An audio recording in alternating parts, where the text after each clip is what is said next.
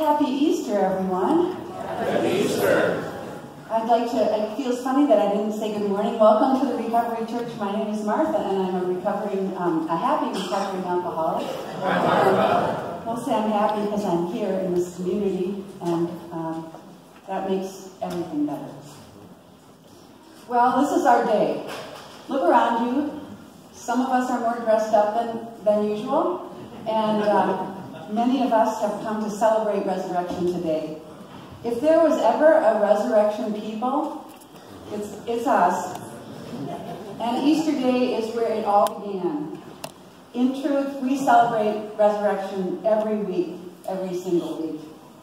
Everything we do here depends on resurrection, on the promise that death is never the end of God's story for us.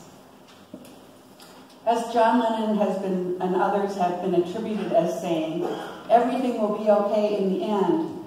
If it's not okay, it's not the end. Well, recovery is one kind of resurrection.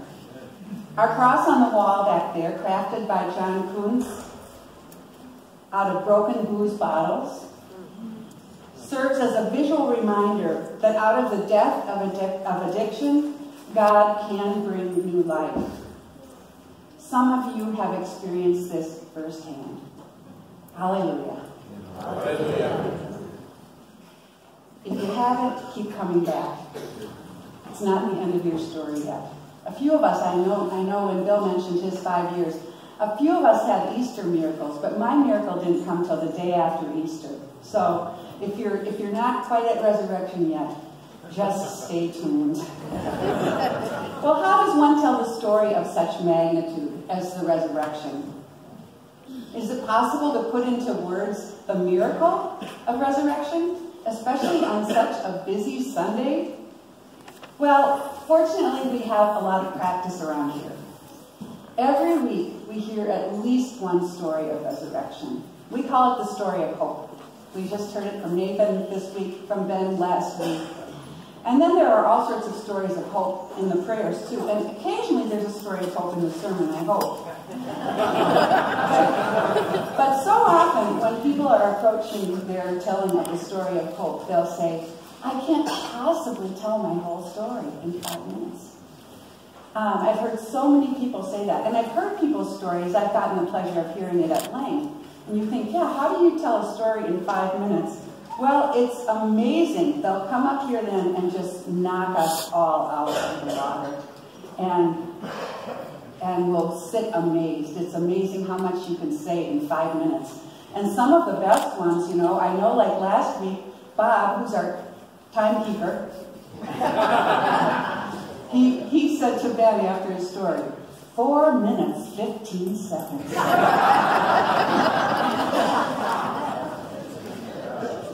Now imagine this. Imagine telling your story in just 6 words. Legend has it that Ernest Hemingway was once challenged to write a story in 6 words. He came back with this: for sale, baby shoes, never worn.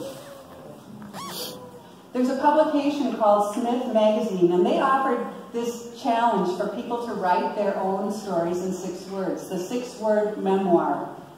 Well, I have one of the books that came out of this challenge. It's called Not Quite What I Was Planning, 6-word memoirs by writers famous and obscure.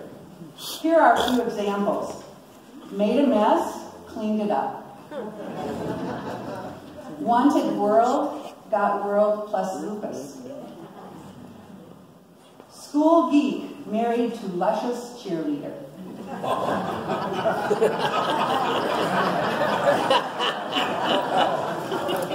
Makes everyone happy, doesn't it? Another one, she said nothing could go wrong. Afraid of everything, did it anyway.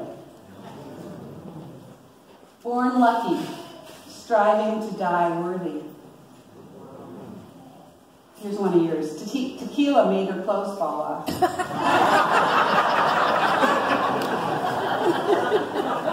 And finally, I told you I was crazy. Which reminds me of the epitaph, the hypochondriac asked to have chiseled on his gravestone, which is, "I told you I was sick."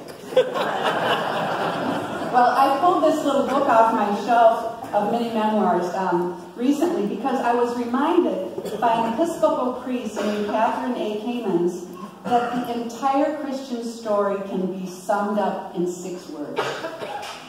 Jesus is risen from the dead. In fact, she says there are 775,000 words, more or less, in the Bible, and that none of them make sense without these 6 words. This is good news. Death is never the end of God's story for us. What was your life like? What happened? What's your life like now? Now, look outside. The world around us is gradually moving from winter, a very long winter, to spring. The buzz on the trees will soon insist on life. There is no stopping it. This is the story of our lives. It's the story of the world. It's the story of life itself. It is the story of how life is stronger than death, how God's love is stronger than any hate the world can dish up. In the end, it's the only story that matters. On Easter, we hear the words again, Christ is risen from the dead. Now, this is a big theological statement, and we started our worship with it this morning. He is risen. Christ is risen from the dead. In the reading of the story we just heard, Mary takes it a step further and takes it into her own heart and own life, and she says, I have seen the risen Christ. I have seen the risen Lord.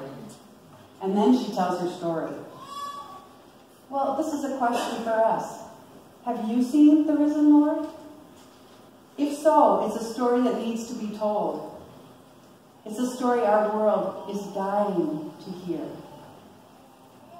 I don't know about you, but I see the risen Lord in this place almost every Sunday. I see the risen Lord in the Father who lost his beloved Son and shows up every Sunday to let the children in this community know that without a doubt they are loved. I see the risen Lord in the man who temporarily lost his sobriety after many years in recovery, only to be given a deeper, more profound relationship with his higher power. I see it in those prayers, in those whose prayers for healing were not answered in the way they had hoped, but continue to return each Sunday and pray for others. I saw it the other evening when a 13-year-old girl moved next to a church member who was crying during the service and put her arm around her shoulder.